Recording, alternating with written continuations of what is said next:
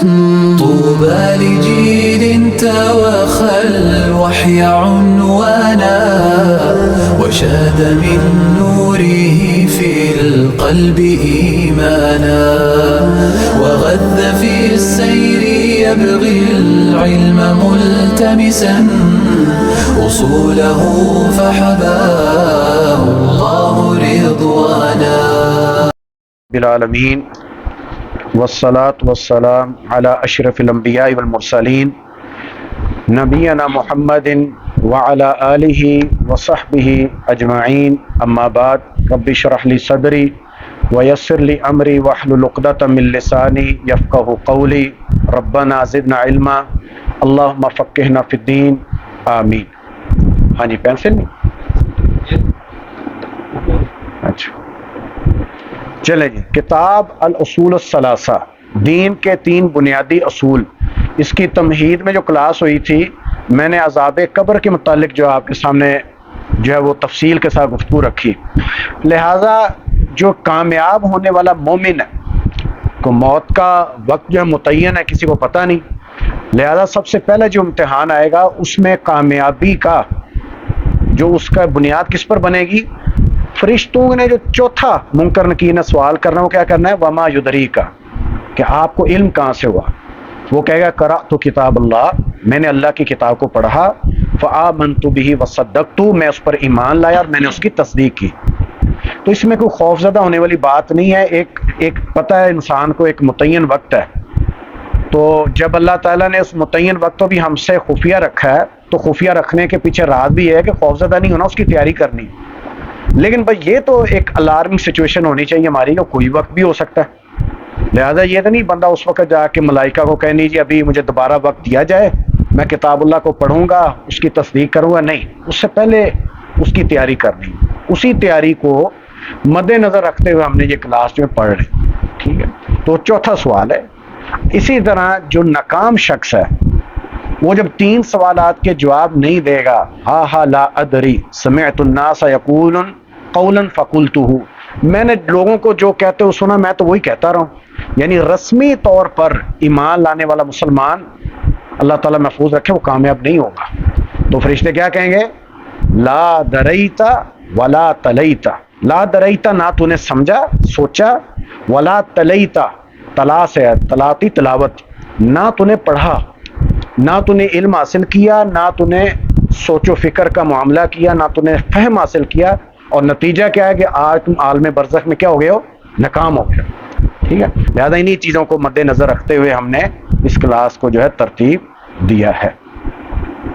جی، تو اصول الثلاثہ کے اندر مصنف جو ہے رحمہ اللہ، انہوں نے سمجھ لیجئے کہ باقاعدہ مقدمہ نہیں لکھا. میں نے پچھلی کلاس میں بھی عرض کیا تھا کہ انہوں نے شروع کے اندر 3 مختصر رسالے لکھے ہیں. انہوں نے پہلا جو رسالہ تھا ان پڑھ چکے ہیں، اس کے اندر 4 مسائل تھے. کوئی بتائے گا جی کون کون سے؟ ہاں جی، ایک علم کا حاصل کرنا، پھر ہاں ہم اس پر عمل کرنا. جی یہاں سے کوئی نہیں، دعوت دینا، پھر دعوت پر صبر کرنا. یہ پہلے 4 مسائل ہیں. اب اگلا جو ہے رسالہ مختصر، وہ ہم نے اس کو شروع کیا ہوا تھا. اس میں پہلا مسئلہ ہم نے پڑھ لیا تھا. مصنف کہتے ہیں کہ اللہ تعالیٰ نے جو ہمیں پیدا کیا تو فضول پیدا کیا؟ نہیں، وہ کہتے ہیں وَلَمْ يَتْرُكْنَا حَمَلًا، تو اللہ تعالیٰ نے کسی مقصد کے لیے پیدا کیا نا. اب دیکھیں مقصد نہیں ہوگا. جو الحاد زدہ لوگ ہیں، ملحدین ہیں، جو کہتے ہیں جی زندگی کا کوئی باقاعدہ مقصد نہیں ہے، یہی زندگی ہے، بس ختم ہو جائے گی، دوبارہ اٹھایا نہیں جائے گا. آپ دیکھیں ذرا اس کو گہرائی سے دیکھیں تو ان کی سوچ کے پیچھے کتنا بڑا ظلم چھپا ہوا ہے. کیوں؟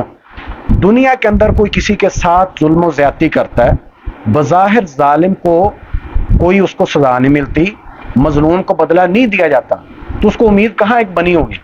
یا آخرت کا ایک وقت ہوگا، اس دن اٹھایا جاؤں گا، اس دن مجھے انصاف ملے گا. جو اس دن کا انکار کر دے اور کہے وہ دن نہیں آئے گا تو مظلوم تو بیچارے رہ گئے.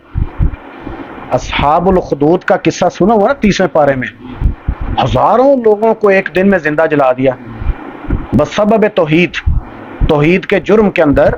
ایک ظالم مشرک بادشاہ نے ایک دن میں ہزاروں لوگوں کو باشمول ان کے بچے عورتوں سب کو اب دیکھا جائے اس سورہ کے اندر بادشاہ کی سزا کا تو ذکر نہیں ہے، حدیث میں بھی نہیں ہے، تو ایک امید کہاں لگتی ہے؟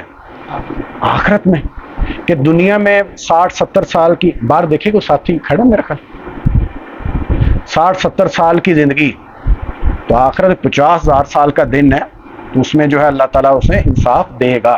تو یہ مصنف کہہ رہے ہیں وَلَمْ يَتْرُكْنَا حَمَلًا، ہمیں اللہ تعالیٰ نے فضول نہیں ایسے چھوڑ نہیں دیا، بل ارسل الینا رسولا، ہماری طرف کس کو بھیجا؟ رسول کو بھیجا، ٹھیک ہے۔ تو یہ پہلا مسئلہ تھا جو ہم پڑھ چکے ہیں، تو جو اس رسول کی اطاعت کرے گا وہ جنت میں داخل ہوگا، جو نافرمانی کرے گا وہ جہنم میں۔ اس کے لیے بطور مثال وہ کس کا لے کر آئے واقعہ؟ فرعون کا، ہاں، کہ فرعون نے جو موسیٰ علیہ السلام کی تکذیب کی تو اس کا جو صلہ ہے۔ اب اگلا مسئلہ الثانیہ، پتہ چل گیا کدھر سے پڑھنا؟ جی عبداللہ آپ پڑھیں۔ إن الله لا يرضى أن يشرك أحد في عبادته لا ملك مقرب ولا نبي مرسل۔ جی آگے والدلیل والدليل قوله تعالى وأن المساجد الله فلا تدعوا مع الله أحدا۔ بارک اللہ فیک۔ دوسرا مسئلہ ہے کہ ان اللہ، بے شک اللہ تعالیٰ نے لا یرضا، نہیں راضی ہوتا، بے شک اللہ تعالیٰ راضی نہیں ہوگا یا نہیں ہوتا، دونوں اس میں، کیونکہ یہ فعل مضارع اس میں دونوں چیزیں آ جاتی ہیں۔ ان یشرکا، کہ شریک ٹھہرایا جائے، معہو، اس کے ساتھ، احد، کسی ایک کو بھی، فی عبادتی ہی، اس کی عبادت میں، لا ملکن، نہیں کوئی فرشتہ، مقرب، جو مقرب کیا گیا ہے، یعنی اللہ تعالیٰ کے جو بہت ہی قریب ہے، یعنی چاہے وہ فرشتہ ایسا ہو جو مقرب ہو، سب سے زیادہ مقرب کون سا فرشتہ؟ جبرائیل علیہ السلام۔ ولا نبی مرسل، اور نہ ہی کوئی نبی مرسل جو بھیجا گیا، مرسل جو بھیجا گیا۔ والدلیل قولہ تعالی، اور اس کی دلیل اللہ تعالیٰ کا یہ فرمان، وَأَنَّ الْمَسَاجِدَ لِلَّهِ، اور بے شک مساجد اللہ تعالیٰ ہی کے لیے ہیں، فلا، تو ہرگز نہیں، تدعو، تم پکارو، مع اللہ، ساتھ اللہ کے، احدا، کسی ایک کو بھی، ٹھیک ہے جی۔ تو یہ دوسرا مسئلہ ہے، جس طرح پہلے 4 مسائل پڑھے اس کی ایک ترتیب تھی، علم حاصل کرنا، عمل کرنا، دعوت دینا، صبر کرنا، این اسی طرح اس کی ترتیب ہے کہ پہلا مسئلہ کیا ہے کہ اللہ تعالیٰ نے مقصد کے لیے پیدا کیا، رسول کو بھیجا، اس نے عبادت ہمیں سکھا دی۔ اب اگلا مسئلہ آ جاتا ہے، جب عبادت سیکھ لی تو اللہ نے کہا کہ اگلا تقاضا ہے کہ میرے ساتھ کسی کو شریک نہیں ٹھہرانا، وہ عبادت خالص میرے لیے ہو، ٹھیک ہے، اللہ اکبر۔ اچھا، اس کے لیے بطور دلیل جو مصنف لے کر آئے ہیں سورہ جن کی آیت، وَأَنَّ الْمَسَاجِدَ، لفظ مساجد کو دیکھیے، اس کا عمومی مطلب یہ مسجد کی جمع ہے، مساجد، یہ تو ہو گیا اماکن الصلاۃ، کہ نماز پڑھنے کی جگہ، سجدہ کرنے کی جگہ۔ ایک اس کا معنی بعض مفسرین نے یہ کیا ہے، اعضاء السجود، جو آپ کے جسم کے اعضاء جو سجدے پہ استعمال ہوتے ہیں، کون کون سے؟ آپ کی پیشانی، ناک، ہاتھ، گھٹنے، پاؤں، اس کو بھی مساجد کہا گیا۔ بعض مفسرین کے ہاں یہ دونوں مفہوم چلتے ہیں۔ اگر دوسرا مفہوم لے لیا جائے اعضاء السجود کا، کہ جسمانی اعضاء جو سجدے میں استعمال ہوتے ہیں، تو پھر معنی کیا آئے گا کہ جتنے بھی اعضاء ہیں میرے جسم کے، جن کو میں جھکا رہا ہوں اللہ تعالیٰ کے سامنے، وہ اللہ تعالیٰ ہی کے لیے ہیں، ٹھیک ہے۔ فلا تدعوا مع اللہ احدا، تو اللہ فرما رہے ہیں کہ میرے ساتھ تم نے کسی کو نہیں پکارنا۔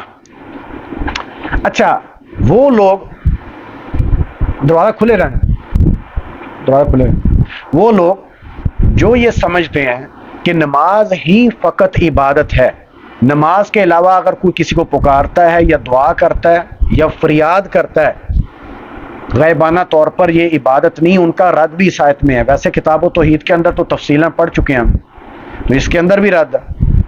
یہاں جو ہے دعا یدعو سے تدعو، تدعو اس کا جو ہے وہ روٹ ورڈ جو ہے اس کا مادہ کیا ہے؟ دال، حمزہ، دال عین حمزہ، حمزہ یا الف دونوں کہا جا سکتا ہے۔ دعا یدعو، تب پکارنا، تو تدعو جو تم پکارتے ہو، فرمایا فلا تدعو، تو نہ تم پکارو مع اللہ احدا، اللہ کے ساتھ کسی اور کو۔ اب یہاں جو ہے فلاح جو اس آیت کے اندر ہے، فلا تدعو، فلاح کو بھی دیکھیں، کیا جو اللہ نے فرمایا فلا تدعو مع اللہ احدا، کسی ایک کو بھی اللہ کے ساتھ نہیں پکارنا، اس میں کوئی استثناء ہے کہ اللہ کے ساتھ کسی اور کو؟ کچھ ہیں جی اللہ تعالیٰ نے گنجائش دی ہے جی آپ ایسے کرو کہ جب بارش نہیں نہ ہو رہی تو آپ میکائیل کو، میکائیل علیہ السلام جو فرشتے ہیں ان کو پکار لو، کوئی ہے استثناء؟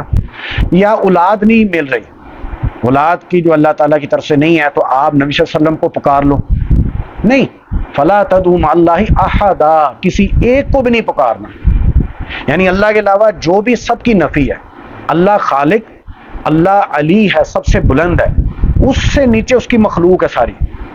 اب مخلوق میں فرشتے جتنے بھی مقربین ہیں جو اللہ تعالیٰ کے سامنے کھڑے ہیں ہر وقت عبادت میں، وہ بھی شامل، اور جتنے انبیاء مرسلین ہیں جن کو بھیجا گیا زمین پر، وہ بھی سب اس میں شامل، تو کسی کو بھی اللہ کے ساتھ پکارا نہیں جا سکتا۔ یہاں ایک نقطہ رہ گیا، پچھلا جو قاعدہ تھا نا ہمارا کہ اللہ تعالیٰ نے کسی کو فضول نہیں پیدا کیا۔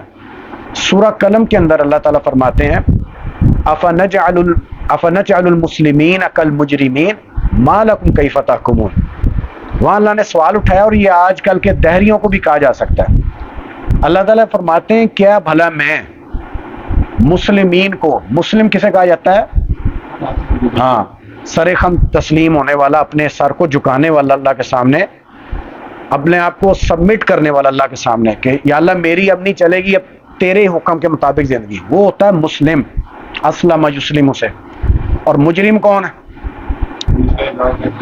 وہ کہتا ہے نہیں میں نے اپنی منمانی، اپنی خواہشات کی زندگی گزارنی ہے۔ تو اللہ تعالیٰ فرماتے ہیں افنجعل المسلمین کالمجرمین، کیونکہ کافر کہتے تھے نبی صلی اللہ علیہ وسلم کو کہ پہلی بات تو ہم قیامت پر ایمان نہیں لاتے، اگر بالفرض قیامت کا دن آیا تو جس اللہ نے مکہ کے اندر چدراہٹ دی ہے نا، تو اتنی ہمیں جو ہے پروٹوکول دیا ہے وہ قیامت والے دن بھی دے گا۔ اس کے جواب میں اللہ نے نازل کیا افنجعل المسلمین کالمجرمین، کیا بھلا میں ابو بکر، عمر، عثمان، عبد الرحمن بن عوف، ہاں جی، اور دیگر صحابہ کرام جو اتنے مشقت اور مشکل والے دور میں ایمان لے کر آئے، اور مد مقابل ابو جہل، ابو لہب اور دیگر جتنے بھی وہ بدبخت تھے جن کو اتنی آسائشیں تھیں اور ایمان نہیں لائے، اللہ تعالیٰ فرماتے ہیں کیا میں ان کو برابر کر دوں گا؟ ما لکم کیف تحکمون، تم کس طرح کا فیصلہ کرتے ہو؟ تو یہ تو عقل بھی نہیں مانتی، ٹھیک ہے؟ تو یہ نقطے نا، یہ تمہید کے اندر جو مصنف نے لے کر آئے ہیں، اس کو سمجھنے کی ضرورت ہے۔ تو پہلا قاعدہ کیا ہے آج والا جو ہم پڑھ رہے ہیں؟ اللہ تعالیٰ نے فضول نہیں پیدا کیا، مقصد ہے، اس مقصد کے لیے رسولوں کو بھیجا ہے۔ دوسرا ہم نے پڑھ لیا کہ عبادت جب کرنی ہے تو اس میں اللہ تعالیٰ کے ساتھ کسی کو شریک نہیں ٹھہرانا۔ اب تیسرا الثالثہ، ہاں جی، کون ادھر سے پڑھے گا؟ کوئی ہے جی؟ ہمت کرے جی۔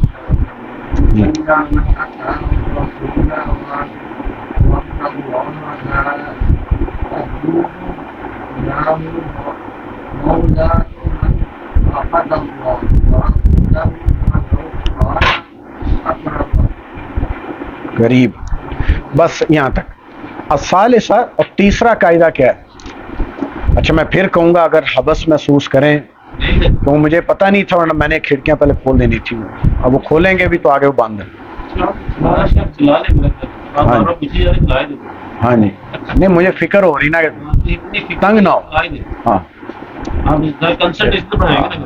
زور سے کھڑے ہو کے چل بٹ چل۔ الثالثہ، تیسرا قاعدہ، یہ دوسرے رسالے کا تیسرا قاعدہ ہے۔ یہ ترتیب یاد رکھنی ہے۔ پہلے رسالے کے اندر 4 قاعدے مسائل تھے، وہ یاد ہو گئے۔ اب یہ دوسرے رسالے کے اندر 3 مسائل ہیں۔ پہلا مسئلہ بھی سمجھ لیا، دوسرا بھی، اب تیسرا۔ انا، بے شک، من، جو کوئی، اطاع الرسول، اطاعت کرے رسول کی، ووحد اللہ، اور اللہ تعالیٰ کو ایک مانے۔ سمجھ آ رہی؟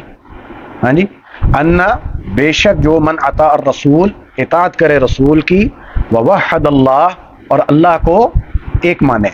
لا یجوز، نہیں ہے جائز، لہو، اس کے لیے موالتا دوستی رکھنا، موالا دوستی رکھنا، من حاد اللہ جو مخالفت کرے اللہ کی، ورسولہ اور اس کے رسول کی، ولو اور اگرچہ کان اقرب قریب وہ چاہے اس کا کوئی قریبی عزیز رشتہ دار جو بھی ہو. ٹھیک ہے جی. یہ اب تیسرا قاعدہ، اس کی ترتیب اس طرح ہی ہے. اب جب میں نے معلوم کر لیا اللہ نے مجھے فضول پیدا نہیں کیا، میرے لیے رسول کو بھیجا، قرآن کو نازل کیا، میں مان لایا، نبی صلی اللہ علیہ وسلم کے بتلائے طریقے کے مطابق عبادت ادا کر رہا ہوں، پھر دوسرا قاعدہ سمجھ لیا کہ اس عبادت میں شریک کسی کو نہیں ٹھہراؤں گا. اب تیسرا اہم نقطہ یہاں آ جاتا ہے کہ وہ لوگ جو اللہ کے ساتھ شریک ٹھہراتے ہیں یا اللہ کا انکار کرتے ہیں، کفر کرتے ہیں، ان کے ساتھ میں کسی قسم کی دلی محبت نہیں رکھوں گا. اس کے لیے مصنف جو ہے وہ دلیل بھی لے کر آئے ہیں. پہلی یہاں بات سمجھنے والی ہے، ایک اصطلاح استعمال ہوتی ہے، میں نے یہ اصطلاحات نا اصل میں گروپ کے اندر ڈالنی تھی، میرے ذہن میں نہیں رہا، اس لیے وہ ملت ابراہیم بھی لیٹ میں نے ڈالی. ایک اصطلاح ہوتی ہے الولاء والبراء، الولاء والبراء، محبت اور دوستی اور دشمنی. الولاء ہوتی دوستی، والبراء دشمنی، برات کا اظہار، لا تعلقی. توحید کا اہم ایک رکن ہے، یہ توحید کا اہم رکن ہے. اللہ تعالیٰ نے نا یہ ہم جتنے بھی انسان ہیں ہم سب کی بنیادی یہ نا ایک چیز رکھی ہے، وصف ہے ہر انسان کے اندر فطرتی طور پر ہمارے اندر دوستی دشمنی کا معیار ہوگا. کوئی دنیا میں انسان نہیں کہہ سکتا جی میں تو کسی سے دوستی نہیں رکھتا یا دشمنی نہیں رکھتا یا محبت نہیں ہے یا نفرت نہیں ہے، کوئی بھی نہیں. یہ اللہ تعالیٰ نے ہر انسان کے اندر یہ فطرت رکھی ہے. اب اس فطرت کو، اس کی سمت کو آپ نے درست کرنا ہے، اس کے اندر غلطی نہیں آنی چاہیے. کچھ بعض چیزیں وہ فطرتاً ہیں، ماں باپ سے محبت ہے، بہن بھائیوں کے ساتھ، بیوی بچوں کے ساتھ، وہ تو لامحالہ طور پر فطرتی، وہ تو آپ سے محبت کا معاملہ ہو گئی. لیکن ایک محبت اور دشمنی رکھنا عبادت بھی ہے. ٹھیک ہے، ہم اس کو یہاں جو ذکر کر رہے ہیں ہر انسان کے اندر یہ موجود ہے چیز. آپ دیکھ لیں جو کہتے ہیں نا کہ جی سب انسان برابر ہیں، سب کے ساتھ محبت رکھنی ہے. اب انہی لوگوں کو آپ دیکھیں گے وہ کرکٹ میچ میں کرکٹ کی بنیاد پر دوسرے ممالک اور ان کی ٹیم اور ان کی قوم کے ساتھ نفرت کریں گے. ٹھیک ہے، یا پھر کوئی رنگ و نسل کی وجہ سے نفرت کرے گا، قومیت کی بنا پر کرے گا، اپنی برادری کی بنا پر کرے گا، یہ معیار رکھے گا. اور یہ اتنا اس نے نقصان دیا مسلمان امت کو کہ خلافت عثمانیہ کے زوال کے بعد مسلمان دیکھیں کتنے ملک آپس میں تقسیم ہو چکے ہیں اسی بنیاد پر. مختلف ہر ملک اپنا جھنڈا، اپنی اپنی تہذیب، اپنی اپنی پہچان اور دوسرے لوگوں کے ساتھ محبت اور دشمنی کا معیار اپنی وطن کی بنیاد پر رکھا ہے. نتیجہ کیا ہے؟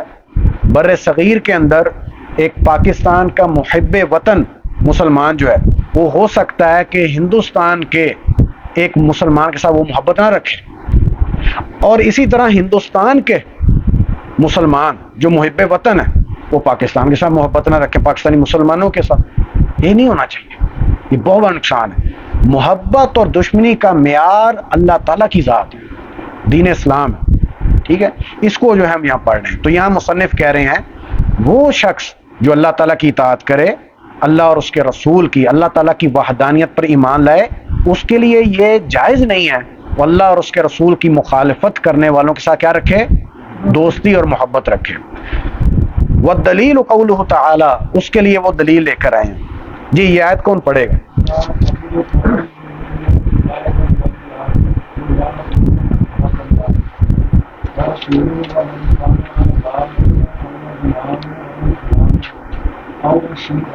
جی یہاں تک والدلیل قول تعالی، سورہ المجادلہ کی یہ آیت نمبر 22 مصنف لے کر آئے ہیں. سبحان اللہ، میں کہتا ہوں یہ آیت اگر کہ سمجھ آ جائے نا تو ہماری اصلاح ہو جائے، اور الولاء والبراء بھی سمجھ آ جائے، اور دوستی دشمنی رکھنے کا معیار بھی سمجھ آ جائے، اور اس میں کسی قسم کی ہمیں غلط فہمی نہ ہو.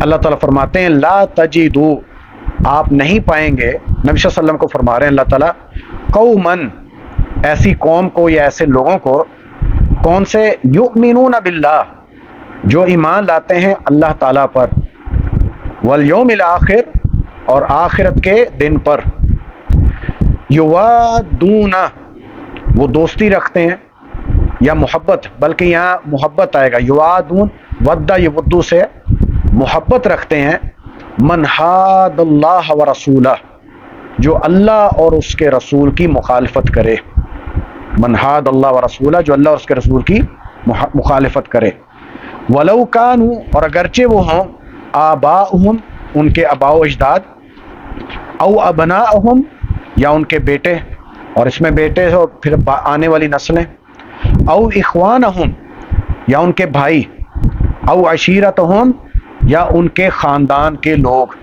اللہ تعالیٰ نے چھوڑا ہی نہیں کسی کو، سارے ہی اللہ تعالیٰ رشتے لے آئے۔ اس آیت کو مکمل کرنے سے پہلے اس آیت مبارکہ کے شان نزول کو سمجھیے۔ سبب کیا تھا اس آیت کے نزول کا؟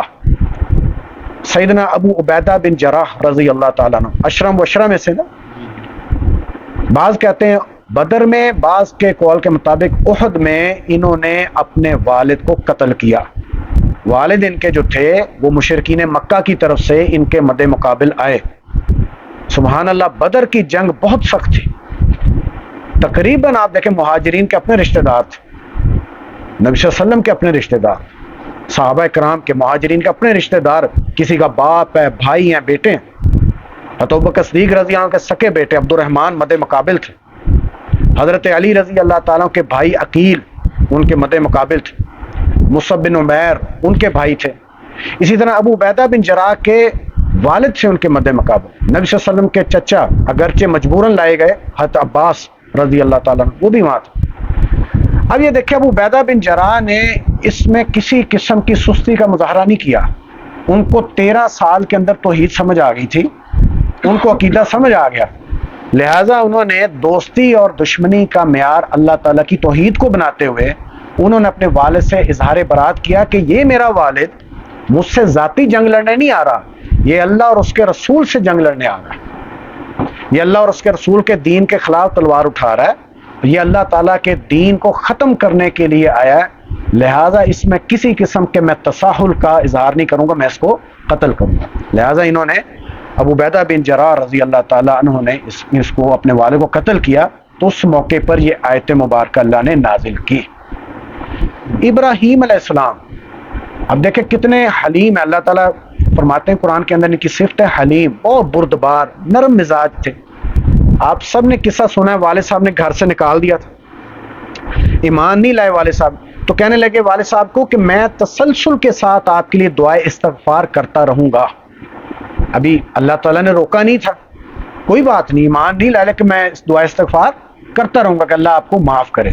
سورۃ توبہ میں اللہ فرماتے ہیں فَلَمَّا تَبَيَّنَ لَهُ أَنَّهُ عَدُوٌّ لِلَّهِ تَبَرَّأَ مِنْهُ، لیکن جب اللہ نے وحی نازل کی اور بتلا دیا ابراہیم آپ میرے خلیل ہیں، تو یہ آپ کا جو والد ہے أَنَّهُ عَدُوٌّ لِلَّهِ یہ اللہ کا دشمن ہے، تَبَرَّأَ مِنْهُ، تو ابراہیم علیہ السلام نے کیا کہا کہ نہیں یا اللہ والد ہے، دل کے اندر بڑی شفقت ہے، کوئی بات نہیں، بزرگ ہیں، مان لیں گے، نہیں، تبرع من، فوراً اظہار برات کیا، یا اللہ میرا کوئی تعلق نہیں اس سے۔ اور اللہ تعالیٰ کو ابراہیم علیہ السلام یہ فقط والد اور ان کی قوم کے ساتھ یہ جو الولا والبراء کا جو عقیدہ اپنایا اتنا پسند آیا، ہمارے لیے بطور نمونہ اللہ تعالیٰ نے فرمایا قد کانت لکم فیہم اسوۃ حسنہ فی ابراہیم والذین معہ اذ قالوا لقومہم انا براء منکم ومما تعبدون من دون اللہ۔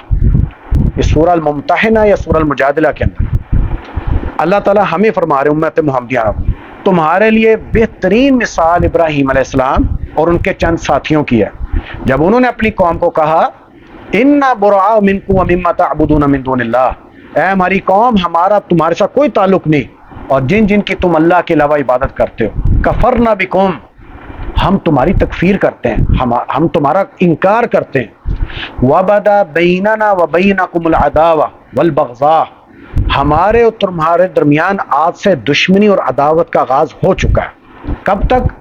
حتی تؤمنوا باللہ وحدہ، جب تک تم ایک اللہ تعالیٰ پر ایمان نہ لے آؤ۔ تو ابراہیم علیہ السلام نے ہمیں سکھلایا، ابھی جو ملت ابراہیم کی شروع میں کلاس سے پہلے بھی بات ہو رہی تھی، اس میں یہ ایک اہم چیز ہے، جب ملت ابراہیم کا ذکر آئے وہاں الولا والبراء یہ بڑی خاص اہمیت کی چیز ہے، ٹھیک ہے نا. تو یہ انسان کی فطرت ہے, اسی کا اللہ تعالیٰ فرما رہے ہیں. اب یہ آیت ہے نا, لا تجد قوما یؤمنون باللہ والیوم الاخر, اس سے یہ پتہ چلتا ہے ایمان, یہ سمجھیے گا بڑا اہم نقطہ, میں یہ اس کو نوٹ کر لیں, بلکہ یہ تو بڑا ہی اہم نقطہ ہے. ایمان دل کے اندر, ہمارے دل کے اندر ایمان اور کفار کی محبت اکٹھی نہیں آ سکتی. اگر کسی نے ٹیسٹ کرنا ہو, یار بڑا فتنوں کا دور ہے, صحابہ کرام تو اتنے خیر والے دور میں ڈرتے تھے, میں منافق تو نہیں ہوں, تو میں کیوں بے خوف ہو جاؤں آج کے دور میں, اتنے پرفتن دور میں. تو میں اپنے ایمان کو ٹیسٹ کرنا چاہتا ہوں, تو آپ ٹیسٹ کریں دل کے اندر کفار کی محبت ہے کہ نہیں. اگر تو ان کی محبت تھوڑی بہت موجود ہے, ان کے بارے میں ہمدردی موجود ہے, ہاں, خاص کر وہ کفار, ان کی آگے مثالیں بھی آپ کو بتلاؤں گا, وہ کفار جو اللہ اور اس کے رسول کے, دین اسلام کے دشمن ہیں, ان کے بارے میں اگر مجھے شک ہے کہ کوئی بات نہیں یار, پھر کیا ہوا, وہ بھی انسان ہے, تو میں اپنا پھر چیک کر لوں. اللہ تعالیٰ نے اس طرح کے لوگوں کے ایمان کی نفی فرمائی ہے. ٹھیک ہے, اللہ اکبر. آگے اللہ تعالیٰ نے فرمایا اولئک, یہی لوگ ہیں, یعنی وہ لوگ سبحان اللہ جن کے ایمان اتنے مستحکم ہیں, وہ ایمان اتنے مضبوط ہیں کہ ان ایمان کے ساتھ کفار کی محبت نہیں بیٹھتی. ان کے بارے میں فرمایا اولئک کتب فی قلوبہم الایمان, اولئک یہی لوگ ہیں, کتب لکھ دیا, لکھا کس نے, اللہ نے لکھ دیا, بریکٹ میں آئے گا اللہ نے, فی قلوبہم ان کے دلوں میں, الایمان ایمان کو. اب یہ یہاں کا جو ٹکڑا نا اولئک کتب فی قلوبہم الایمان, اس کی تفسیر بنتی ہے اللہ تعالیٰ نے ان کے دلوں کے اوپر نا ایمان کو نقش کر دیا. سمجھ آئی نا, نقش کر دیا تو مٹے گا. سونے کے اوپر کوئی چیز یا لوہے کے اوپر کوئی چیز نقش کر دی جائے, کتنی انسان کوشش کرے کبھی بھی نہیں مٹے گی. اب یہ جو لوگ ہیں جنہوں نے ایمان کی مٹھاس کو چکھ لیا کہ یا اللہ صرف تیرے لیے محبت اور نفرت کے معیار بنیں گے, دوستی دشمنی صرف تیری کی ذات لیے, تو اللہ تعالیٰ فرماتے ہیں ایمان میں نے ان کے دلوں پر لکھ دیا ہے. کافر جتنا مرضی ان پر جو ہے وہ آزمائشیں ڈال دیں, یہ کبھی بھی ایمان سے نہیں ہٹیں گے. سبحان اللہ. وہ شاید میں نے آپ کو بتایا تھا کتاب التوحید میں بھی, سن 2012 میں, اللہ اکبر, یا اللہ کس طرح کے تیرے بندے اس زمین پر, ہاں جی, ملک شام کے اندر کتنی آزمائش آئی اہل توحید پر. سن 2011 سے لے کر خاص کر 14 تک آزمائشوں کے پہاڑ توڑے گئے. یقین ہے 2012 کی وہ ویڈیو مجھے آج بھی یاد ہے. نوجوان تھا ایک شام سیریا کا, اسے بشار الاسد ملعون کی فوجوں نے, افواج نے پکڑ کے اس کو آنکھوں میں اس کی پٹی ڈالی ہوئی تھی, باندھی ہوئی تھی, اور اس کو اس کی یہ گلے تک زمین کے اندر دھنسایا ہوا, اور فوجی اوپر کھڑے ہوئے تھے اور انہوں نے اوزار پکڑے ہوئے تھے مٹی ڈالنے کے, اور اسے کہہ رہے تھے تجھے چھوڑ دیں گے بس تو نے یہ کہنا ہے کہ لا الہ الا بشار, نعوذ باللہ, قل لا الہ الا بشار, عربی میں اسے کہا. اور وہ مرد مومن سبحان اللہ موت کو دیکھ رہا ہے کہ زمین میں دھنسایا گیا ہوں, آنکھیں میری بند ہیں, بالکل موت کے دروازے پر. شاید کو اسے پتہ بھی ہو کہ اللہ نے قرآن میں اس کی استثنائی صورتحال بیان کی ہے کہ خوف کی وجہ سے اگر کلمہ کفر جان بچانے کے لیے ادا کر دیا جائے تو اللہ نے معاف کیا ہے, دل سے نہیں, انسان زبان سے اگر ادا کر لیں. لیکن نہیں, سبحان اللہ, کیا اللہ تعالیٰ کا بندہ وہ تسلسل کے ساتھ پڑھا نہیں, اشہد ان لا الہ الا اللہ اشہد ان محمد رسول اللہ. وہ اللہ کے دشمن پھر اسے کہتے ہیں کہ نہیں, کہہ دے کل لا الہ الا بشار, وہ کہتا نہیں, حتیٰ کہ وہ مٹی ڈال کو اس کو دبا دیا جاتا, شہید کر دیا. ایک نہیں کئی مثالیں تھیں ملک شام کے اندر. یہ ہے کہ ان کے دلوں پر اللہ نے ایمان ایسا نقش کر دیا, ان کے ایمان جو اس پر تزلزل نہیں آتا, وہ جدھر مرضی چلے جاؤ کہتے ہیں نہیں اس پر کمپرومائز نہیں, باقی دنیا جاتی جاتی رہے.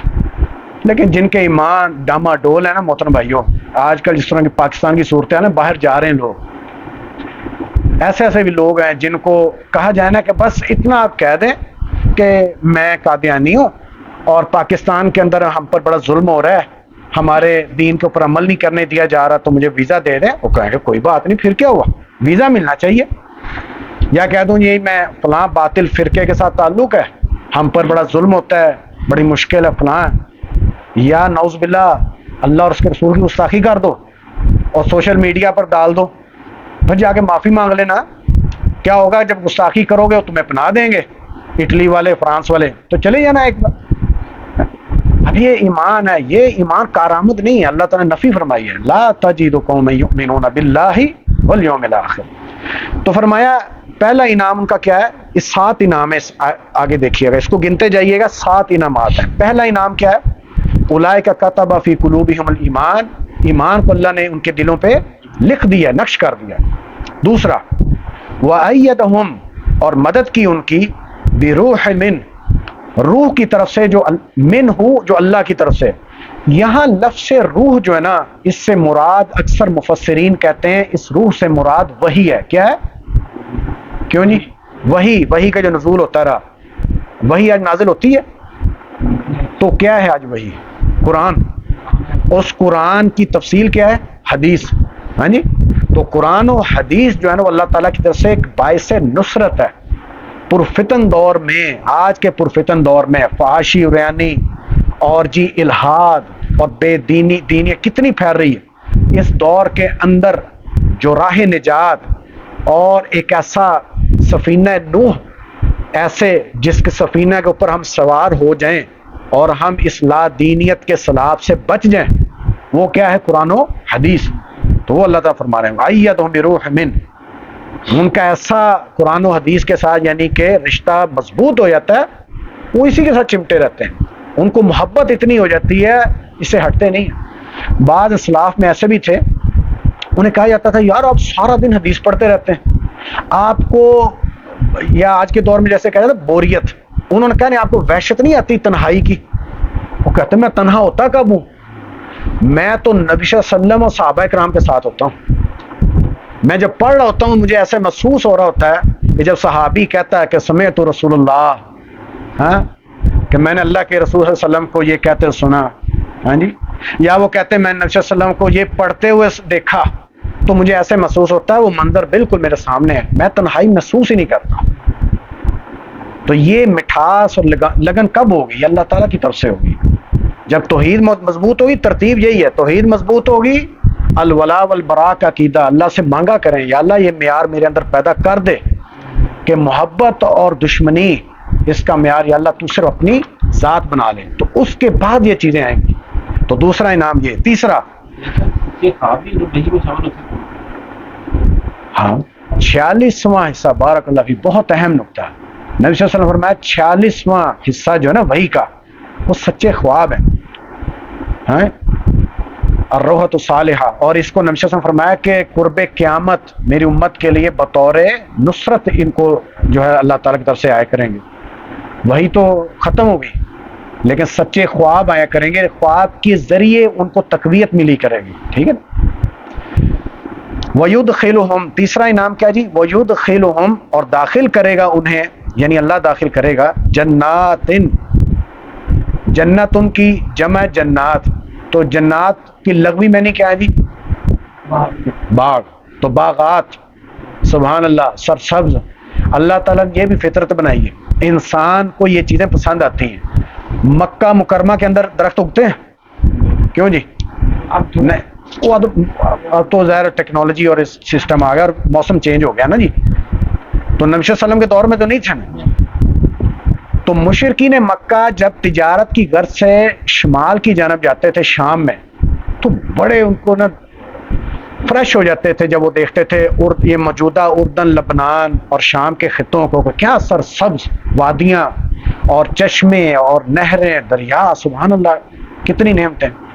اب وہ جب یہ سنتے تھے قرآن میں، یہ انسان کے اللہ نے فطرت بنائی، انسان کو اچھا لگتا ہے، تو ایک پرکشش چیز ہے، انسان کو فوراً اٹریکشن محسوس ہوتی ہے، یار واقعی ہم پاکستان میں بھی جس کو اللہ تعالیٰ نے استطاعت دی، وہ کہتا ہے جی چھٹیاں ہوئی ہیں تو شمالی علاقوں کی طرف چلے جاؤ، کیوں جی بلا صاحب؟ ہاں، سیر و تفریح کے لیے لوگ چلے جاتے ہیں۔ تو انسان کی فطرت ہے، انسان کو اچھا لگتا ہے جی چلیں جی پہاڑوں کی طرف، سرسبز وادیوں کی طرف، بڑے بڑے 5 اسٹار ہوٹلوں میں چلے جاؤ، بعض اوقات ریسیپشن میں آپ دیکھیں گے پیچھے انہوں نے مصنوعی قسم کے چشمے لگائے ہوں گے، درخت لگائے ہیں، اندر انڈور پلانٹس لگائے ہوتے ہیں۔ تو اللہ تعالیٰ نے انسان کی وہ کمزوری اور کشش کو سامنے رکھتے ہوئے جنت کا جو نام بھی اسی کے مطابق رکھا ہوا۔ لیکن میں جتنے مرضی خوبصورت مناظر دنیا کے دیکھ لوں، جنت کی پھر بھی عین وہی اس طرح کا عکس میرے ذہن میں نہیں آ سکتا۔ کیوں؟ نبی صلی اللہ علیہ وسلم نے خود فرمایا آپ نے فرمایا حدیث قدسی ہے، اللہ تعالیٰ فرماتے ہیں میں نے اپنے بندوں کے لیے ایسے باغات اور جنات کو تیار کیا ہے ما عین رات، کسی آنکھ نے اس کو دیکھا نہیں، ما اذن سمعت، کسی کان نے اس کے بارے میں سنا ہی نہیں، ما خطر علی قلب بشر، کسی انسان کے دل و دماغ میں اس کا نقشہ آ ہی نہیں سکتا۔ اب ہمیں کہا جائے بھی خوبصورت ہے، بڑی جنت وادیاں ہیں، تو فوراً ہمارا دماغ چلا جائے گا جی پاکستان کے نران کغان گلگت، اور اگر اس سے بھی زیادہ کسی نے خوبصورت وادیاں دیکھی، لیکن نہیں، اللہ تعالیٰ فرماتے نہیں، جہاں تمہاری سوچ کا زاویہ ختم ہوگا نا، جنت کی خوبصورتی کا آغاز وہاں سے ہوگا۔ ٹھیک ہے، تو تیسرا انعام یہ تجری، بہتی ہوں گے من تحتہا، اس کے نیچے سے، الانہار، نہریں۔ اب یہ وہی بات، یہ بھی انسان کی ایک کشش، خالدین فیہا، ہمیشہ رہیں گے اس میں، نکالے نہیں جائیں گے۔ دنیا میں سبحان اللہ آپ کو مال و دولت کی فراوانی، محلات، پھر بھی کیا ہے، بقا نہیں ہے۔ جوانی کو بقا ہے جی؟ کیوں جی؟ نہیں ہے۔ اپنی اپنی آج کام کریں نا، یہ 10 سال پہلے والی، خالی چھوٹی عمر وہ نہیں، باقی دیکھیں 10 سال پہلے والی تصاویر دیکھیں، کتنی تبدیلی آ چکی ہے۔ کیوں جی؟ اس طرح ہی 10-20 سال چلے جائیں پھر، اور صحت کو بقا ہے نہیں، تندرستی کو، طاقت، چیزیں باقی نہیں رہتی۔ ٹھیک ہے، تو خالدین فیہا، وہاں سے نکالے نہیں جائیں گے، جنت میں داخل ہوں گے، موت کو موت آ جائے گی، ہمیشہ وہاں رہیں گے، جوانی، صحت، سب کچھ رہے گا۔ یہ اگلا انعام۔ اچھا، رضی اللہ عنہم، چوتھا انعام کیا ہے جی؟ اللہ تعالیٰ ان سے کیا ہو جائے گا؟ راضی ہو جائے گا۔ ورضوا عنہ، اور یہ اللہ تعالیٰ سے راضی ہو جائیں گے۔ رضی اللہ عنہ، اللہ ان سے راضی ہو جائے گا۔ اللہ تعالیٰ فرماتے ہیں ورضوان من اللہ اکبر، سب سے بڑی نعمت جو ہے نا اللہ تعالیٰ کی رضا ہے۔ کیوں؟ دنیا کے اندر صاحب تقوی شخص، اس کی سب سے بڑی فکر کیا ہوتی ہے؟ اللہ راضی ہو جائے، پتہ نہیں اللہ کی رضا حاصل ہوگی کہ نہیں۔ حج کر لیے، عمرے ادا کر لیے، نمازیں ادا کر رہا ہے، پرمشقت روزے رکھ لیے گرمیوں کے، فکر یہ پتہ نہیں قبول ہوئی ہے کہ نہیں، اللہ راضی ہوا ہے کہ نہیں۔ پھر گناہ ہو جاتا ہے، پھر انسان ہے، پھر جب گناہ ہوتا ہے پھر پریشان، پتہ نہیں نیکیاں تو نہیں ضائع ہو گئی، یہ فکر ادھر ختم ہو جائے گی۔ تو اللہ تعالیٰ خود فرمائیں گے اہل جنت کو کہ آج میں اپنی رضا کا اعلان کرتا ہوں کہ کبھی میں تم سے دوبارہ ناراض نہیں ہوں گا۔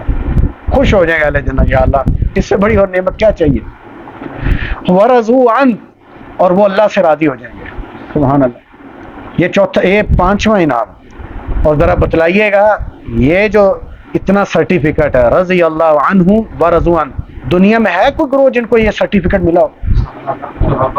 ایک گروہ صحابہ اکرام، بعد الانبیاء، بعد الرسل، ایک ہی گروہ جن کو دنیا میں ایک خوشخبری ملی، ان کے علاوہ کوئی بھی نہیں۔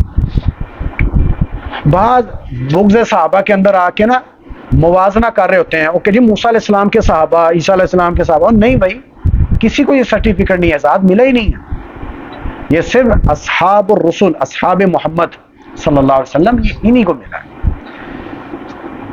اگلا انعام کیا ہے جی؟ اولئک، یہی لوگ ہیں حزب اللہ، حزب گروہ کو کہتے ہیں، جماعت کو کہتے ہیں حزب اللہ، اللہ کا گروہ، اللہ کی جماعت۔ پتہ چلا اللہ کی جماعت کون سی ہوگی؟ جن کے اندر یہ وصف ہوگا، یہ اوپر جو پڑھا ہے، وہ گروہ جو اللہ اور اس کے رسول اور توحید اور دین اسلام کی بنیاد پر الولاء والبراء کا عقیدہ نہ رکھے، اپنے فرقے کی بنیاد پر، اپنے گروہ کی بنیاد پر، اپنے قائد کی بنیاد پر، ہاں، یا پھر اور کسی قومیت کی بنیاد پر دوستی دشمنی کا معیار رکھے گا، وہ اس سے اخراج ہے اس کا، وہ اس میں داخل نہیں ہے۔ اس کے اندر داخل کون ہے؟ جو الولاء والبراء کا عقیدہ کس کے لیے رکھے گا؟ اللہ کے لیے، وہ حزب اللہ ہے، وہ اللہ تعالیٰ کا گروہ ہے۔ اور ساتواں انعام کیا ہے؟ الا، خبردار، خبردار سے مراد یہاں ہے الرٹ ہو جاؤ، سن لو لوگو، انا، بے شک، حزب اللہ، اللہ کا حزب، اللہ کا جو گروہ ہے، ہم المفلحون، وہی کامیاب، اور کامیاب کوئی نہیں ہے۔ اللہ اکبر۔ اب یہ دیکھیں، یہ آخری ٹکڑے کے اندر بطور تاکید 3 چیزیں آئی ہیں۔ کتنی آئی ہیں؟ ایک الا، دوسرا انا، اور تیسرا ہم نہ بھی اللہ ڈالتا، مفلحون جو آ گیا، مفلحون جمع کا صیغہ ہے، ہم المفلحون کہ وہی کامیاب، ان کے علاوہ کوئی کامیاب نہیں ہے۔ یہاں سے ٹائم کتنا؟ 40؟ اچھا، اگلا جو اہم معاملہ اب کیا ذہن میں آ سکتا ہو، یار یہ تو لگتا ہے کوئی ننگی تلوار میں پکڑا دی گئی ہے کہ جتنے کفار ہیں سب سے نفرت، دشمنی اور پتہ نہیں مار دینا ان کو۔ نہیں نہیں، اب فرق وہ سمجھیے گا، یہ بڑا اہم نقطہ ہے، ورنہ نہیں نا سمجھیں گے، اور یہاں سے اگر کوئی اٹھ کے چلا گیا ویسے ہی اللہ اکبر، تو پھر کیا نتیجہ آئے گا؟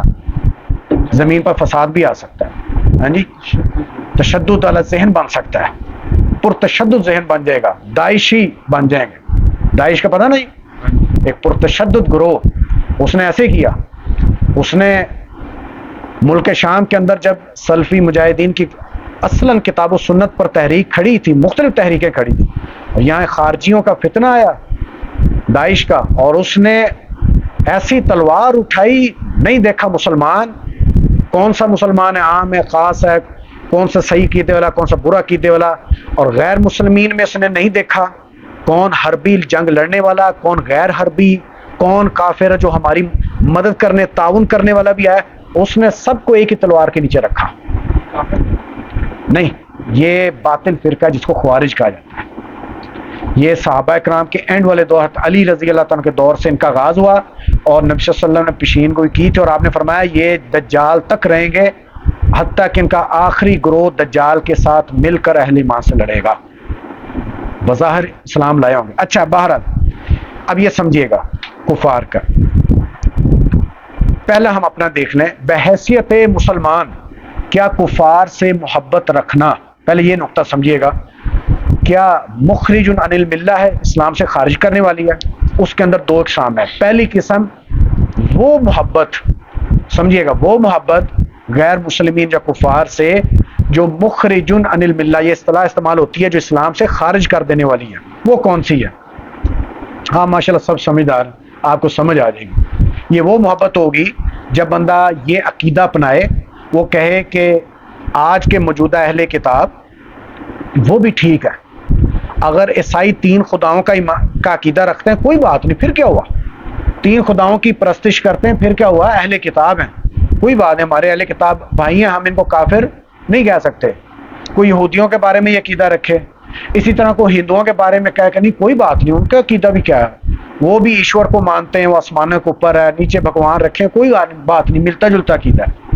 ایسا عقیدہ رکھنے والا اور اس بنیاد پر اسے محبت رکھے گا تو یہ عقیدہ مخرج عن الملہ ہے، اسلام سے خارج کر دینے والا ہے۔ اور اسی میں دوسری بات آ جاتی ہے، اسی میں ہی کوئی شخص یہ کہے، وہ یہ تو نہ کہے کہ ان کا عقیدہ درست ہے، وہ کہے نہیں چونکہ ہم انسان ہیں۔ اب یہ دیکھیں کتنا بڑا فتنہ ہے، فیس بک بھری پڑی، اتنے آپ کو کمنٹس بھرے ہوئے ہیں جاہلوں کے، سب انسان، سب برابر، دین بعد میں، مذہب بعد میں، عقیدہ بعد میں، سب انسان ہیں، انسانیت کے ناطے سب کیا ہیں، برابر ہیں، اور انسانیت کی بنیاد پر ہمیں محبت ہوگی، ہم کسی کے بارے میں کچھ کہہ نہیں سکتے۔ لہذا ہندوستان کا بالی ووڈ کا مشہور اداکار مر جائے، اس کے بارے میں بھی ہم کیا کہیں گے، ریسٹ ان پیس۔ اگر اس کو کوئی روکے گا کہ نہیں ہمیں نہیں، ہم نہیں، اتنا سخت نہیں ہونا چاہیے، ہم نہیں ان کے بارے میں کچھ کہہ سکتے، پتہ نہیں اللہ کیا کرے، اللہ بخشی دے جو۔ اب یہ جو عقیدہ رکھے گا تو یہ محترم بھائیو مخرج عن الملہ، اسلام سے خارج کرنے والا ہے۔ دوسرا اس میں نقطہ، ایسی محبت کفار سے جو مخرج عن الملہ نہیں ہے، وہ کون سی ہے کہ انسان دین کی بنیاد پر تم سے نہ رکھے، پتہ بھی ہے ان کا دین باطل ہے، نہ ان کی پیروی کرتا ہے، نہ ان کی تصدیق کرتا ہے، لیکن پھر بھی ان سے تھوڑی بہت محبت ضرور رکھتا ہے۔ اب یہ شاید ہمارے معاشرے میں تو نہیں ہے، یہاں غیر مسلمین ہے ہی نہیں، نہ ہونے کے برابر ہیں، انڈیا کے مسلمانوں کے ساتھ یا یورپ کے ان کو مسئلہ ہو سکتا ہے، لیکن پھر بھی ان کے اندر محبت ہوتی ہے، کولیگز ہیں آپس میں اتنی محبت ہو، کہتے ہیں نہیں یار جب بھی دعوت ہوگی فلاں کو بلانا ہے، تو کوئی انڈیا کا مسلمان ہو اور وہ کوئی ان کا کولیگ ہے وہ ہندو ہے، اب جو بھی ان کی آپس میں بیٹھک ہو مسلمانوں کی دوستوں کی، وہ کہے گا نہیں جب تک وہ دوست نہیں نہ آئے گا محفل نہیں سجے گی۔ ایسی محبت ان کے ساتھ رکھنا، یہ کیا ہوگا، یہ نشاندہی کرے گی کہ اس کا ایمان ناقص ہے۔ کیا ہے؟ ایمان ناقص ہے، ایمان لو لیول کا ہے، ایمان سے خارج نہیں ہوا، ایمان اس کا کیا ہے، ناقص ہے۔ جتنی ان سے محبت ہوگی اتنا ایمان کے اندر کیا ہے، کمی ہے۔ سمجھ آ گئی نا؟ یہ اس فرق کو سمجھنا، یہ نقطہ ختم۔ اگلا نقطہ اہم آ گیا، یہ ہماری آخری باتیں ہیں، وہی جو میں بات پہلے کر رہا تھا، کفار کی قسمیں ہیں۔ ایک ہے کفار کی وہ قسم جو ہمارے ملک، ہماری اسلامی ریاست کے اندر رہتے ہیں، ان کو کیا کہتے ہیں جی؟ ذمی کہتا ہے۔ ذمی کیوں کہا جاتا ہے؟ کہ وہ کیا کرتے ہیں؟ ٹیکس دیتے ہیں، جزیہ ٹیکس دیتے ہیں۔ آج کل جزیہ ٹیکس دیتے ہیں؟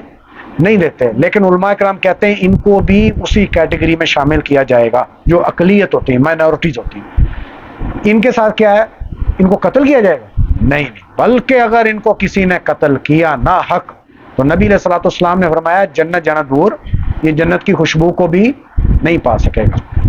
یعنی اگر گیا بھی جنت میں بعد میں تو اپنی بہت بڑی سزا پوری کر کے جائے گا، بوجہ ایک غیر مسلم ذمی کو اس نے قتل کیا۔ یہ نوٹ کرتے ہیں ذمی۔ دوسرا ہے معاہد۔ کیا ہے جی؟ معاہد، میم عین الف ہا دال، یہ عہد سے نکلا۔ عہد کیا ہوتا ہے جی؟ وعدہ کرنا۔ وہ غیر مسلم جو ایک عہد کر کے آپ کے ملک میں آیا، جس کو آج کے دور میں کیا کہتے ہیں؟ ویزا لے کر آیا، ٹھیک ہے؟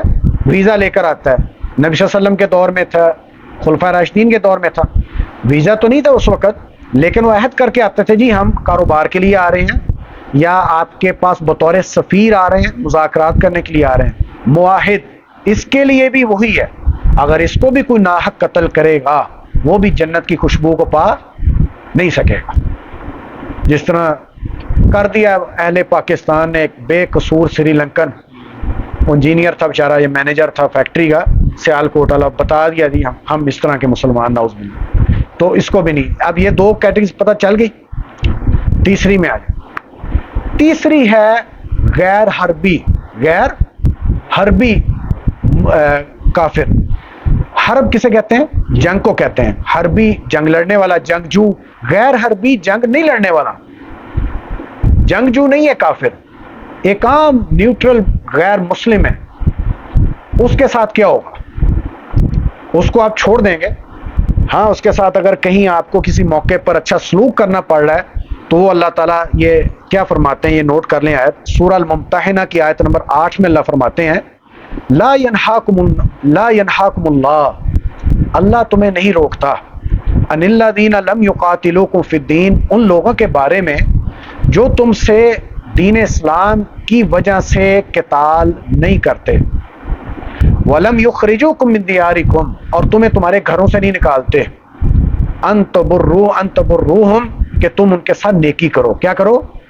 نیکی کرو، اچھا سلوک کرو ان کے ساتھ، وَتُقْسِطُوا إِلَيْهِمْ، اور ان کے ساتھ انصاف بھی کرو۔ یعنی ایسا غیر حربی غیر مسلم ہے، کافر ہے، آپ اس سے اچھا سلوک کریں۔ اگر کاروبار کرنا آپ کاروبار کر سکتے ہیں، کسی موقع پہ اٹھنا بیٹھنا اس میں کوئی حرج نہیں ہے۔ اگر اس میں کو کہے گا نہیں جی کاروبار نہیں کرنا، فلاں نہیں کرنا، وہ جاہل شخص ہے۔ ٹھیک ہے، کتنی ہوگی قسمیں جی؟ 3۔ چوتھی حربی کافر۔ کون ہے؟ حربی کافر، جو اللہ اور اس کے رسول اور دین اسلام کے خلاف کیا کرتا ہے؟ جنگ کرتا ہے۔ اس کے ساتھ ذرہ برابر بھی محبت نہیں کرنی، اس کے ساتھ بیٹھنا نہیں ہے، اس کی صف میں نہیں کھڑے ہونا۔ جو اس کے ساتھ معاونت بھی کرے گا اسلام کے خلاف، وہ خود اسلام سے کیا ہو جائے گا؟ حرج ہو جائے گا۔ یہ سب سے زیادہ جو سخت نفرت ہے نا اصل میں، وہ اس کے ساتھ ہے۔ سمجھ آئی نا؟ وہ اس کے ساتھ، یہ حربی کافر کے ساتھ۔ باقی جو 3 کیٹیگریز ہے نا، ان کے ساتھ وہ محبت ان کے ساتھ بھی نہیں ہے، لیکن اس کا اچھا سلوک کریں، ان کو دعوت دیں فلاں۔ اب یہ کچھ امور ان کو ذہن میں رکھیے گا۔ حربی کافر کو نکال کر جو باقی 3 کیٹیگریز ہیں ان کو آپ دعوت اسلام بھی دیں گے۔ اب یہ نہیں ہے کہ آپ کہیں کہ نہیں جی اب یہ جو کہ کافر ہیں محبت نہیں کرنی، بھائی ضروری نہیں ہوتا، محبت ہی ضروری ہے اس کے لیے دعوت دینے کے لیے۔ آپ اچھا سلوک کریں اس کے ساتھ، حکمت بھی ہے چیز، مسکرا کے اس کے ساتھ ملیں۔ محبت، اگر آپ محبت کو سامنے رکھیں گے نا سر فہرست، پھر دعوت نہیں دے سکیں گے شاید آپ۔ کیوں؟ آپ کو پتہ یار اگر اس نے اسلام قبول کیا ہے اس کو مشکلات کا سامنا کرنا پڑے گا، اس کے گھر والے نکالیں گے، پھر آپ کی محبت آ جائے گی، آپ کہیں گے نہیں یار یہ تو بیچارہ رہ جائے گا، اس کو مشکلات آئیں گی۔ جب آپ کہیں گے نہیں مجھے اس کی فکر ہے، یہ جہنم سے بچے، اور یہ فکر کو سامنے رکھتے ہوئے اچھے سلوک سے دعوت دیں گے تو یہ قابل تعریف ہے۔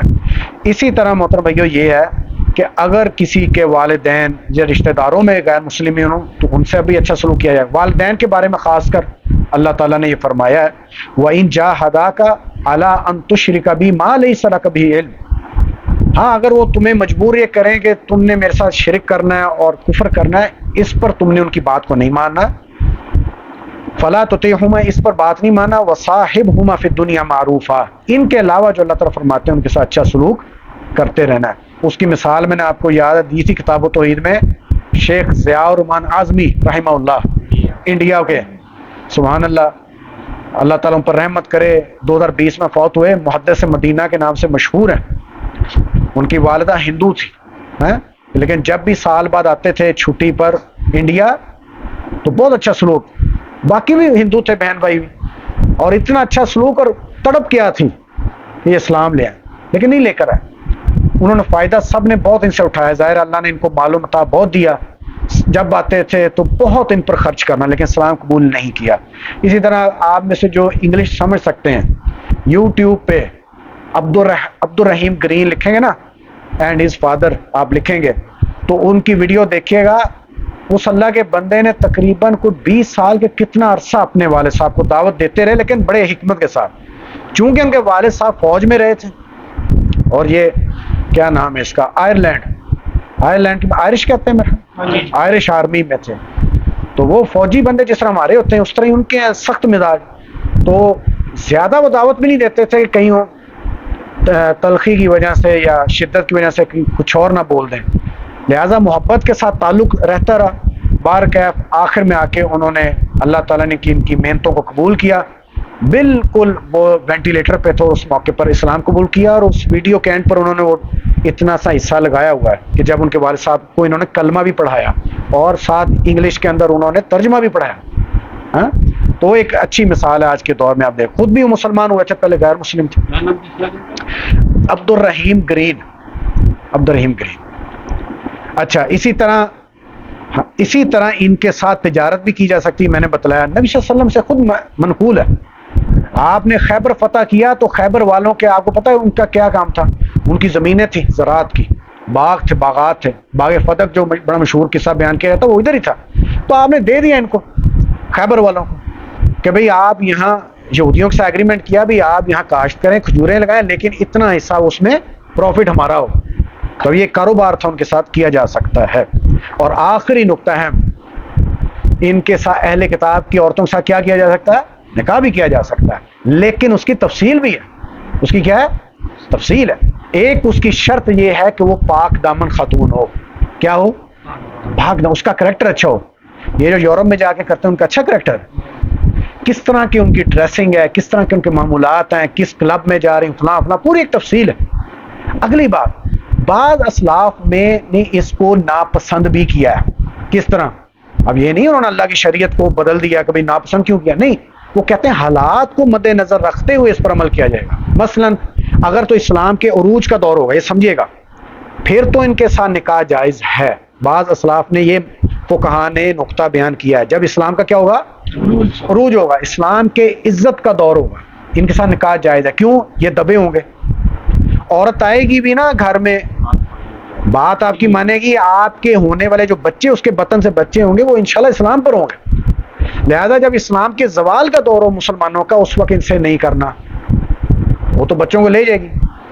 اور اس کی پریکٹیکل مثال سن 2011 یا 12 میں سے ایک، اگر آپ میں سے کسی کو پتا ہو، فرانس میں ہمارے ایک پاکستانی شخص نے، اس نے شادی پہلے کی تھی، تو 2011-12 میں اس کی جو بیٹی تھی اس کی عمر غالباً ہو گئی تھی 11-12 سال. اب اس نے دیکھا کہ میری زوجہ جو ہے وہ کرسچن ہے، بچی ماشاءاللہ تقریباً بالغ ہو چکی ہے، اور وہ گاہے بگاہے بچی کو تعلیم دیتا رہتا تھا. اب اس نے نوٹ کیا کہ نہیں، میری جو اہلیہ کرسچن ہے وہ رکاوٹ بنا رہی ہے، وہ نہیں چاہتی کہ میری بچی مسلمان ہو. لہذا اس نے چپکے سے کیا کیا کہ بچی کو لے کر ٹکٹ شیٹ کرا کے پاکستان آ گیا. یہ بڑا ایشو اٹھا تھا نیوز چینل پہ بھی اس موقع پہ. اب وہ بھی آ گئی. اب یہ ہمارے اللہ تعالیٰ فقہا، محدثین، ائمہ دین کو اللہ جزائے خیر دے، اللہ تعالیٰ کروڑ رحمتیں کرے، بڑے اہم نقطہ صدیوں پہلے بیان کر گئے، اور وہ نقطہ آج امپلیمنٹ ہوتا ہے. کیسے؟ آج ہمارا عروج کا دور ہے کہ زوال کا دور. لہذا وہ آئے جی ادھر، ٹھیک ہے، اور پیچھے سے وہ بھی آ گئی خاتون بھی، اس نے آ کے ادھر کیس کیا اور ہم ظاہر ہم تو پہلے غلام ہیں، ہمارے سارے ادارے متحرک ہوئے، اور آج آ کے ہمارے مفتی مبشر احمد ربانی صاحب حافظہ اللہ وہ بھی بیچ میں تھے، وہ بیچارے پناہ دینا سارا، بہرحال لمبی سٹوری ہے۔ وہ بچی کو بازیاب کر کے اس عورت کو ایک ساتھ پکڑا دیا، اور مجھے آج بھی وہ منظر یاد ہے، ویڈیو تھی، وہ بچی مسلسل رو رہی تھی کہ میں نے والدہ کے ساتھ نہیں جانا، میں نے اپنے والد کے ساتھ رہنا ہے اور اپنے ددیحال اپنی پھپھو اور یہ سارے ان کے ساتھ رہنا ہے۔ اور اسی طرح بچی کو پکڑ کے زبردستی عدالت نے حکم جاری کیا، پولیس کی کسٹڈی میں ایئرپورٹ سے لے کر واپس پیرس چلی گئی۔ لہٰذا آج ہمیں نقطہ پتہ چلتا ہے، تو اہل کتاب کے ساتھ اس طرح جو انہوں نے کہا آج کے دور میں جو اس سے پرہیز ہی بہتر۔ ٹھیک ہے جی، انشاءاللہ آخری اس کا رسالہ وہ رہ گیا مقدمے کا، انشاءاللہ الرحمن اگلے ہفتے انشاءاللہ اللہ تعالیٰ کی تفصیل بیان کریں گے۔ سبحانک اللہم و بحمدک، نشہد ان لا الہ الا انت، نستغفرک و نتوب الیک۔